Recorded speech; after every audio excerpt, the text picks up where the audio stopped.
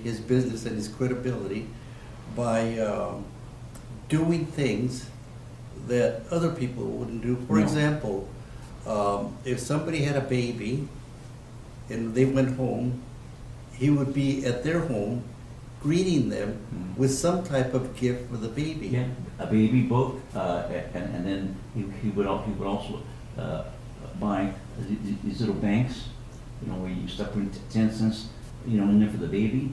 Is that they're on a little rectangular safe deposit box. He'd buy calendars, the little paper doll cutouts for the girls, and sharpeners, and some other toys for the boys. He was always giving stuff out. And a lot of the other agents didn't do that. Uh-huh. But he bought it, and that wasn't supplied by the company. He bought it out of his own wallet.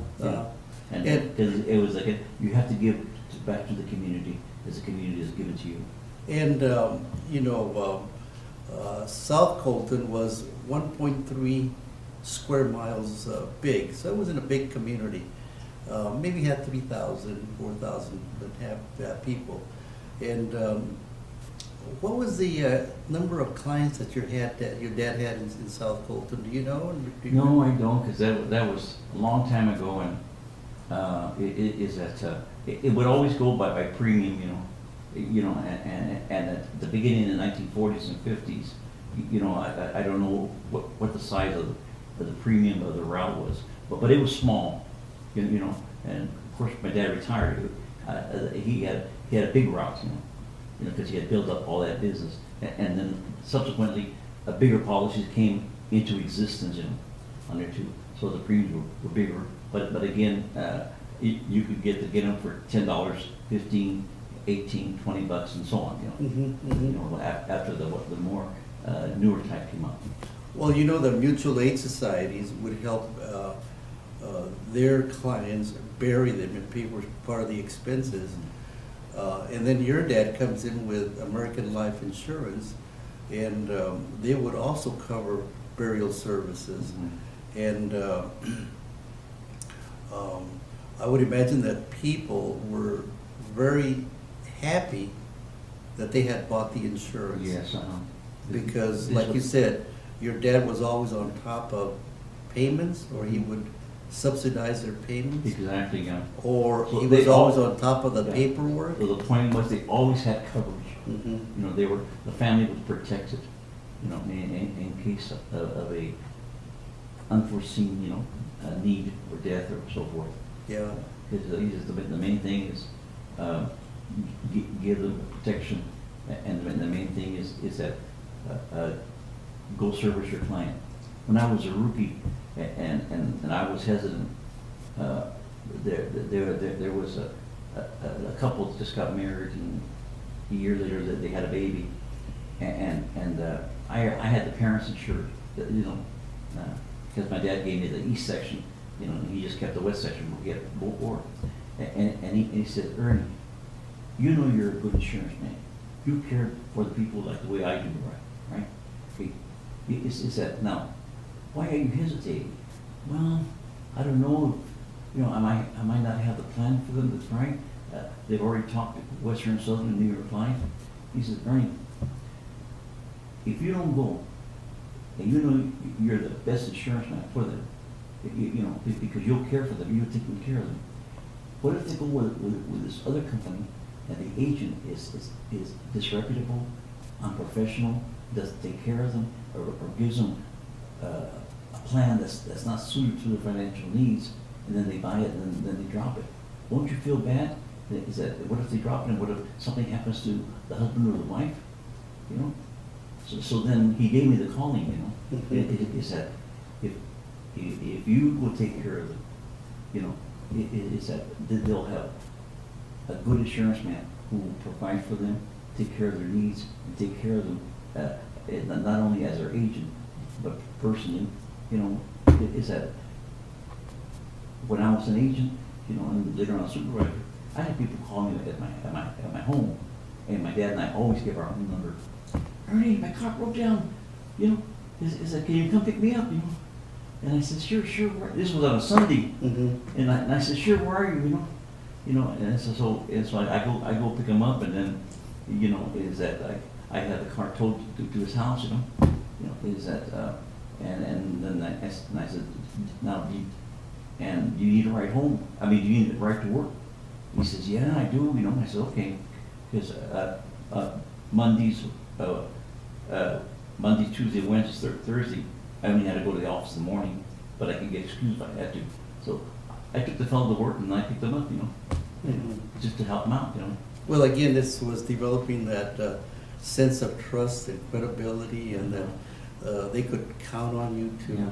to deliver not only your services, but also personal help when needed. Yeah. Now, tell me, your dad sold insurance in Colton. Again, he was one of the pioneers that provided those services for people. He sold insurance in 1940. That's when he started with the company in 1940, and it was with South Colton. So through all the years, 41, 42, all the way, and then what about the 50s? Was he also, He was also there, he spent his entire life servicing South Colton. how many years was that? That was 40 years. 40 years? Yeah, he Serving worked some- 40 years, at the end of 40 years, then he retired to retire. Mhm. And it was strictly South Colton, so subsequently, they added on the north end of Rancho area. Okay. Yeah. What about, it seems that like he had the whole South Colton territory tied up. He did, yeah. New York Life and Western Southern tried to take away the accounts, and they said, what company are you with? Oh, I don't know, I'm just with Johnny Villanueva. He said, well, what's the name of the company? I don't know, I'm just with Johnny Villanueva. He's the one that picks up my payments, he delivers the policies, if I need to borrow money on the policy, subsequently you could do that in the future policy. He says, but sometimes they wouldn't even remember American National, he just. It was it's Johnny's Insurance. Yeah. So, they said, oh, because one time I ran into him, I said, boy, you guys are hard to beat, Is that you guys are really close to your clients. I said, well, that's what it is. It's personal service as well as professional. And I was telling these Western Southern New York Life, and I learned it all from Johnny, my father. So he retired in the 80s then? Yeah, he retired in the 80s, yeah. Uh-huh. He worked a straight 40 years. And did the company have any type of recognition for him? Well, yeah, is that if you would get 2 points for every policy you sold, and if you acquired 2,000 points, every year they offered a free trip called the convention scheme. That was where you would attend some meetings, but the rest of the time they gave you breakfast, lunch, and dinner banquet and tours like that. So my dad, he went to Switzerland, he went to Germany, he went to Hong Kong, he went to Hawaii, and with the wife, and then they would offer prizes every quarter. What about recognition, retirement dinner or anything like that? Yes, it's we gave him. In fact, I was chairman of it. We gave him a big retirement party. That a lot of people in the company came, and also I exhibited flyers in South Colton and North Colton. And a lot of his clients also attended. We had it there at the patio behind the Meatless Cafe. Oh, okay. Yeah, okay. yeah. On 6th Street. 6th and Yeah, Melbourne. yeah. 6th and Melbourne. They have a patio, a banquet area, whatever. Yeah, but the company, I'm referring to American National. Did Yeah. American National do anything for him? Yeah, they gave him a banquet, but we organized it, but they gave it to him. Okay. And a plaque, and of course he did receive several trophies and several awards. 1960.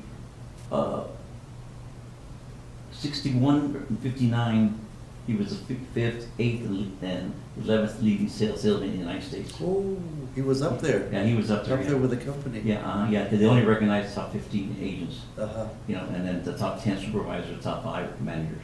Well, So he received numerous plaques and numerous trophies. Well, your dad being a pioneer in this area of work, profession, and being there in Colton for 40 years, he also wanted not only help people with insurance Financial issues, protection, yeah. issues, but he also wanted kids, young men from South Colton, to participate and also go into the same profession that he Yes, did. yes. Now, how did he recruit, or how did he identify young men from South Colton to be with him as salesmen? Because a lot of these kids, you know, it's like he knew them as children. He saw them grow up, you know, and so he knew the parents, you know, and he knew the family environment, which was good. Take Richard Rivas, for example. Yeah, let's take Richard Rivas. Is that he was from South Colton, you know, is that, and I remember as a little boy, he would take me on the route and go in the house. Is that, and he saw Richard growing up as a child, and then as a young man, and he knew Richard had a fine character. He was honest. He was a good moral, religious man, you know, and it's all about character, you know. So at that time, Richard was a mechanic, and my dad went to talk to him, and one evening, close to dinner time, Richard came to the house, and my dad, that's how Richard told me, I could serve people and help people. Is that nobody talked to me like that before? Is that the work, not only making money, not only have a good job, but I'd be doing something good for the people, you know?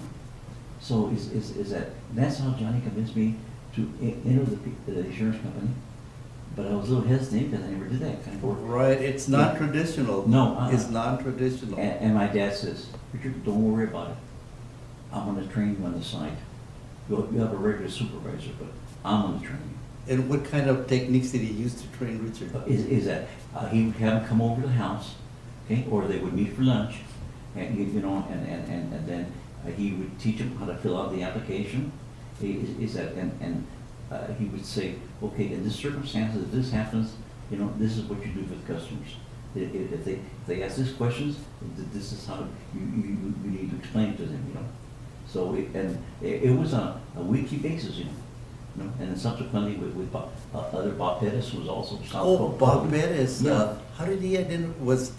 I guess, did Bob meet the same standards that Richard did. your dad was looking for? Exactly. Character, you know, honesty, religious, a good work ethic, you know. Richard, Bob, Alachoa, you could count on them being out there because we're a couple of days in the office, only for half a day. And then the other days in the field, we're expected to get up in the morning, get our suit on, you know, have breakfast, and start serving the clients. You know, is that for as long as it took. You know, sometimes we start there at 7, 8, or 9, and lots of times if the clients, they get home till 8 or 9, you know, and we need to pick up their premium, or we need to deliver the policy, we had to be there at 9 o'clock at night, because our schedule was according to the client schedule. You know, is that we couldn't have the clients, you know, rearrange their schedule just to fit ours, but we're there to service them, you know. And were these recruits that you mentioned, Richard, Bob, and Alfred, were they successful? They were very successful. Alachoa became a very top successful agent. Richard Rivas became a manager of an office. Okay? Bob Pettis became a manager of an office. You know, they were very successful. And of course, constantly they would ask my dad if he wanted to go into management. And my dad said, no, I'd rather stay as an agent, you know. But he helped develop the careers of other agents, you know, and put them on the right path to management, you know, if they aspired to it. And then they did. And Bob Pettis and Richard Rivas were also national leaders as managers, you know, and as supervisors too, you know, because it was agent, supervisor, then manager. I was going to ask you, were they also successful, and what benefits did they get from the company? Oh, they got a very lucrative pension plan, health plan, you know, and they got bonuses, you know, you get quarterly bonuses on it too, but plus they would also win those convention free trips, you know, when I first started, it was just within the United States, but then afterwards, that they started having it in Europe. Mhm. So you took those poor kids from Mexicans from South Yeah, Colton and and made them international. right, yeah, and open a whole new world to them, is that they never would have had a chance to be exposed to, or never had a chance to really develop their abilities until a man named Johnny Villanueva came, into the community and like a prophet that says, you know what, is that the American National needs good young men like yourself to help your community, Mhm. and that's how he got him in. Yeah, yeah. So is that we would continuously meet my dad for little seminars here and there, and to So was he still continue to be a coach? Yeah. Even throughout all those years? all those years, yeah, and there was others that came in to the office that he didn't bring in, but when he saw them struggling, if he says, no, he's worth saving, so he would say, son, come on over here, let me show you a few things, and he helped them, get on the right path and become a decent, successful agent, because it's got to come from the heart, Mhm. that you want to do the work for the people, and then that you want to do a fine job for the people and the company. And The heart. you mentioned that your dad also was a Marine. Yes, he was in the 3rd Division, U.S. Marines, and it is that he was set up either to go in Iwo Jima or Guadalcanal, and like he told me later, is that at that time, the first wave, they're killing like flies, and he was going to be set in on the second wave, and at that time, once you have 2 children, you got sent home. So I was already born February 4th, 1944, and then when my sister was born in 1945, then my mother notified the War Department, and my dad was brought home, or else he says, son, I might not have made it through the second wave. But he was either Jima or Guadalcanal, one of those two. And your dad, I worked at the gas station, at 5862, Henry's gas station. Yeah, I remember. And your dad was a very good friend of Henry Portillo. They were best friends, best friends. Henry ran the gas Yeah. station, and your dad would be there, and he and Henry would spend hours just visiting, Yeah. and they liked the Dodgers. Yeah. They loved the Dodgers, so they would sit around the radio and listen to the Dodgers. Mhm. And then your dad would say, I have to go visit a client. Yeah, I have to go visit a client. Yeah, sometimes there was a break, Uh-huh. Yeah, because sometimes you would see customers continuously, because they were home or day off or whatever. But other times they were on swing, or some of the clients wouldn't get home till after 3 or 4, and so sometimes you have an hour break, or an hour and a half, or so you hang out with Henry until it's 4:30. Yeah. Okay, Mr. Gonzalez, Mr. Hernandez is home. I gotta go see him. Right, I remember that.